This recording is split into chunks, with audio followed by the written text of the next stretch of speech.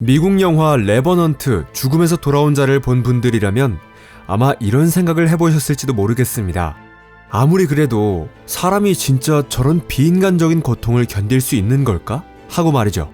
원시시대 우리 조상들은 과연 살아남을 수 있을까 같은 생각조차 하지 않았을 겁니다. 그들은 오늘날의 우리라면 하루도 못 버틸 험한 환경 속에서 그저 살아남기 위해 몸부림치며 버텨야만 했거든요. 물론 디카프리오가 멋지게 연기한 주인공처럼 무슨 슈퍼맨이라면 얘기가 다르겠지만요. 여러분 안녕하세요. 자, 그 원시인들에게는 현대인들이 잃어버린 초인적인 능력이 있었던 걸까요? 아니면 반대로 늘 추위에 떨고 자신들보다 큰 맹수들에 쫓기며 공포에 질린 채 동굴에만 숨어 지냈던 초라한 무리였던 걸까요? 여러분, 지금 보고 계신 건 토픽입니다. 그리고 진실이라는 건 보통 어느 한쪽이 아니라 그 중간쯤에 있는 경우가 많죠. 자, 그럼 시작해볼까요?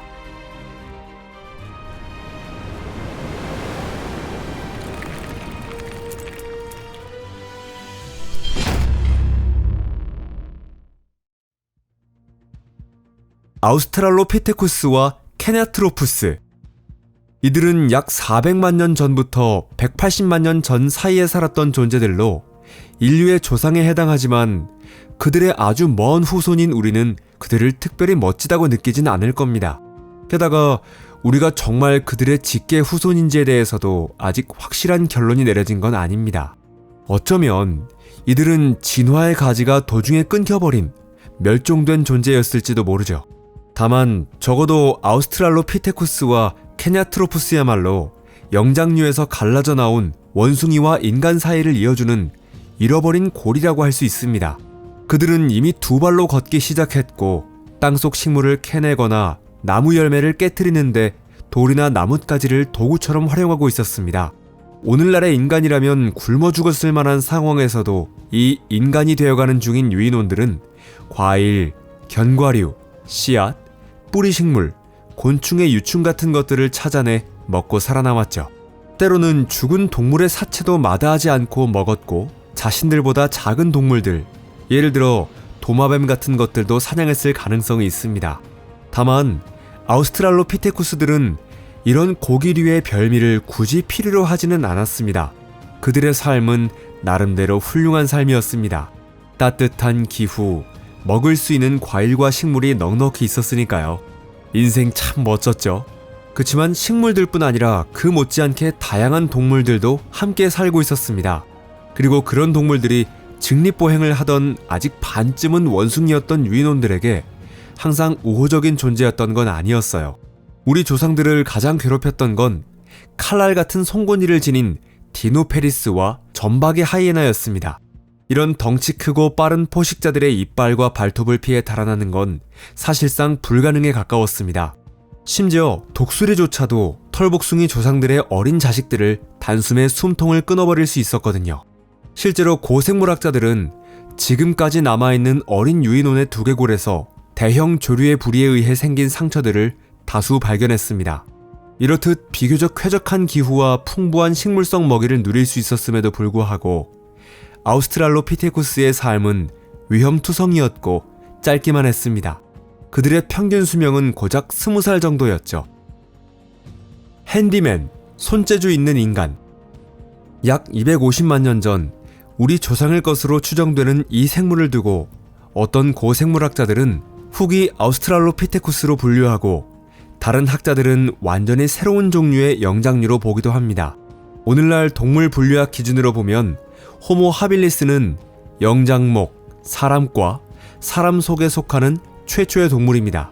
라틴어로 손재주 있는 사람이라는 뜻의 호모 하빌리스는 두개골 용량이 700세제곱센티미터로 530세제곱센티미터였던 아우스트랄로피테쿠스보다 훨씬 컸습니다.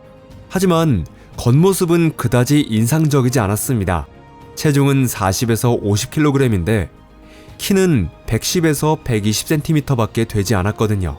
그러니까 지금 기준으로 보면 키는 초등학교 2, 3학년 어린이 수준인데 체중은 고등학생 정도였던 셈이죠. 근육질에 아이와 어른이 섞인 하이브리드 같은 몸이었습니다. 그런데도 호모 하빌리스가 이전 시대의 영장류와 확실히 달랐던 점은 석영으로 도구나 무기의 끈을 만들 수 있었다는 사실입니다. 그 석영 채취지가 그들의 거주지에서 무려 15km나 떨어져 있었던 경우에도 말이죠. 그곳에 가기 위해서는 목숨을 걸 각오가 필요했습니다. 석영을 구하러 간 이들이 자신들보다 훨씬 큰 동물들의 먹잇감이 되는 일도 드문 일이 아니었으니까요. 예를 들어 날카로운 송곳니를 가진 민첩한 하이에나, 카스마 포르테테스 같은 동물 말이죠. 소수의 작은 사람들로 구성된 무리는 그중 누군가가 희생되지 않도록 하이에나 무리를 쫓아내는 게 불가능했습니다. 게다가 하이에나 외에도 아프리카 사바나 전역에는 수많은 육식동물들이 먹이를 찾아 배회하고 있었고, 지금의 사자 크기의 버금가는 하이에나보다 훨씬 더 큰 검치 호랑이까지 있었습니다. 칼처럼 휘어진 20cm 길이의 어마어마한 송곳니를 가진 이 무시무시한 포식자들의 이빨 자국이 불운한 호모 하빌리스의 뼈에서 다수 발견되고 있습니다.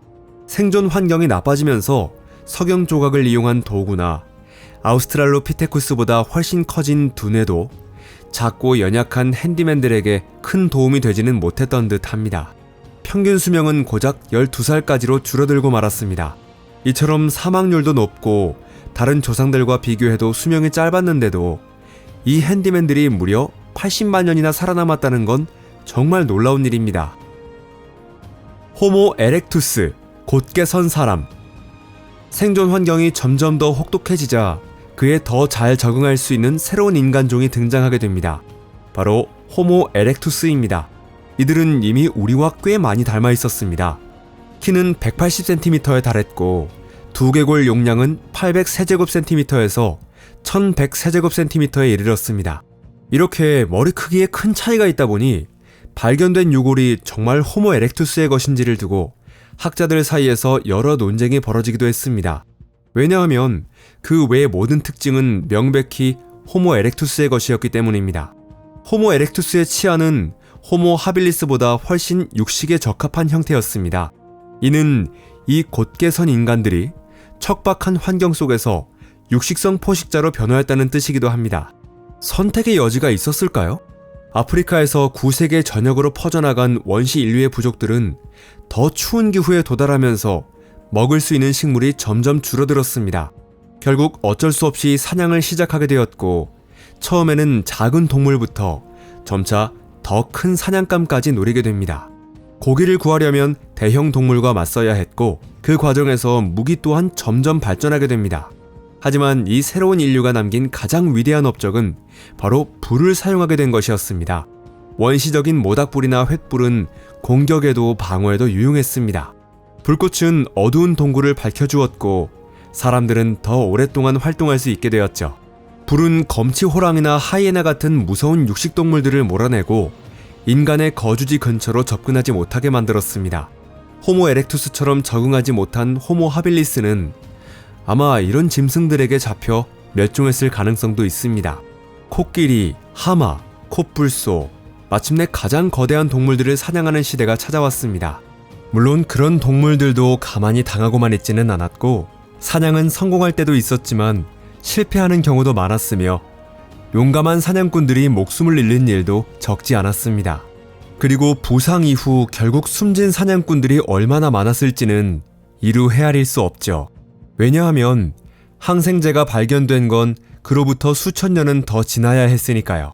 그런데 사람들의 목숨을 위협한 건 사냥만이 아니었습니다. 당시에는 치료할 수 없는 많은 병들이 치명적인 결과를 초래했습니다. 호모 에렉투스의 뼈에는 그런 심각한 질병의 흔적들이 남아 있습니다. 예를 들어 자바섬에서 발견된 호모 에렉투스의 유골에서는 외골종증이라 불리는 뼈가 부풀어 오른 흔적이 보였고, 아프리카에서 발견된 두개골에서는 비타민 A 과잉 섭취의 징후가 나타났는데 이는 대형 육식동물의 생간을 지나치게 많이 먹은 탓이었습니다. 인류가 식생활에 신경 써야 했던 건 아주 먼 옛날부터였던 셈이죠. 그리고 또 하나 중요한 문제가 있었습니다. 좀 이상하게 들릴 수도 있겠지만 그것은 허리를 곧게 펴고 바른 자세로 서 있는 여성들에게 일어났습니다. 직립보행 덕분에 출산이 더 어려워졌던 겁니다. 그 결과 여성의 평균 수명은 짧아졌고 겨우 20살에 불과했습니다. 호모 하빌리스보다 거의 2배나 길었다지만 그럼에도 너무도 덧없는 삶이었습니다. 호빗과 네안데르탈인. 원시 생명의 바다에서 오랫동안 버티지 못했을 것은 현대인만이 아니었을 겁니다. 호빗이나 네안데르탈인처럼 학자들이 이미 단절된 것으로 보는 인류의 다른 종들도 거친 자연의 벽에 가로막혀 영원히 역사 속 어둠 속으로 사라졌습니다. 네안데르탈인에 대해서는 많은 사람들이 잘 알고 있지만 호빗이라는 이름을 들으면 영화 반지의 제왕에 나오는 상상의 존재라고 생각하는 경우가 많습니다. 하지만 놀랍게도 그런 인류의 종이 실제로 인도네시아의 플로레스 섬에서 살고 있었던 사실이 밝혀졌습니다. 이 호빗들의 학술적인 이름은 호모 플로레시엔시스입니다. 실제로 키는 1m도 되지 않았고 두개골 용량도 약 400세제곱센티미터밖에 되지 않는 아주 작은 사람들이었죠. 그렇게 작은 뇌를 가지고 있었지만 호빗들은 다양한 작업에 쓸 도구와 장신구 등을 만들어낼 수 있었습니다. 작은 몸으로도 스테고돈이라는 지금의 코끼리를 닮은 멸종동물이나 몸 길이 4m에 달하는 코모도 왕도마뱀 같은 거대한 생물도 사냥할 수 있었습니다. 반면 호빗과 달리 네안데르탈인의 활동 범위는 매우 넓었습니다. 이들의 화석 중 가장 오래된 것은 약 50만 년 전 것이고 가장 최근 것은 약 4만 년 전 것으로 확인됩니다. 현대인과 다른 점으로는 단단한 체격, 아무리 커도 160cm를 넘지 않는 키, 그리고 무려 1750세제곱센티미터에 이르는 훨씬 큰 뇌가 있습니다. 참고로 호모사피엔스, 즉 현생 인류의 뇌 용량은 1200에서 1600세제곱센티미터 정도입니다. 물론 뇌의 크기만으로 인지 능력을 단정할 수는 없지만 네안데르탈인들에게 호모사피엔스를 능가할 만한 잠재 능력이 있었음을 인정하지 않을 수 없습니다. 하지만 네안데르탈인은 결국 현대까지 살아남지 못했습니다. 이들이 사라진 데에는 인류 전체를 벼랑 끝으로 몰아넣었던 마지막 빙하기의 혹독한 기후가 결정적인 원인이 되었음은 틀림없습니다. 그런데 이들의 멸종 원인이 우리의 직접적인 조상인 크로마뇽인이었다고 보는 학자들도 있습니다. 실제로 네안데르탈인들이 작은 집단으로 생활했던 반면 크로마뇽인들은 상대적으로 더 큰 부족 사회를 이루고 있었습니다. 그래서 좋은 사냥터를 두고 벌어진 다툼에서는 항상 수적 우위를 가진 크로마뇽인이 승리할 수밖에 없었죠. 네안데르탈인들은 죽임을 당하거나 살아남더라도 먹을 것이 부족한 지역으로 밀려나야 했습니다. 또 다른 소멸의 원인으로는 크로마뇽인과의 동화도 있었던 것으로 보입니다. 크로마뇽인, 현생 인류의 직접적인 조상. 크로마뇽인이 등장한 것은 약 30만 년 전의 일이었습니다. 이들의 뇌 용량은 1600세제곱센티미터에 달했습니다. 놀라운 점은 같은 지붕 아래에 살던 네안데르탈인보다 뇌 크기는 작았지만 오히려 더 뛰어난 인지 능력을 가지고 있었다는 사실입니다. 덕분에 사냥이나 전투에 사용하는 도구와 무기를 더욱 정교하게 개선해 나갈 수 있었습니다. 크로마뇽인들은 점차 큰 마을을 이루며 살기 시작했고 그로 인해 아무리 거대한 육식동물이라도 함부로 공격하지 못하게 되었습니다. 그 결과 야생동물의 습격으로 인한 사망자 수는 크게 줄어들었습니다. 평균 수명도 점차 늘어났고 구석기 시대 말기인 약 1만 1천년 전부터 1만 5천년 전에는 평균 26세였던 것이 중석기 시대에는 35세까지 올라갔습니다. 중석기 시대쯤이면 영화 레버넌트, 죽음에서 돌아온 자에서 보았던 것 같은 혹독한 생활 환경은 분포지역 중에서도 외진구역에서나 볼 수 있는 일이었습니다. 이제 크로마뇽인은 더 이상 짐승에게 쫓기지도 눅눅하고 어두운 동굴에서 덜덜 떨지도 않았고 땅에서 캐낸 뿌리 식물만으로도 굶어 죽는 일은 없었습니다. 물론 자연 속에서 살아가던 우리 조상들은 여전히 어쩌면 이전보다 더 다양한 병들로 목숨을 잃곤 했습니다.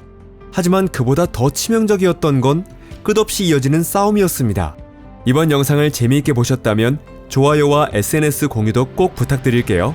여러분, 시청해주셔서 정말 감사합니다. 그럼 다음에 또 만나요. 안녕히 계세요.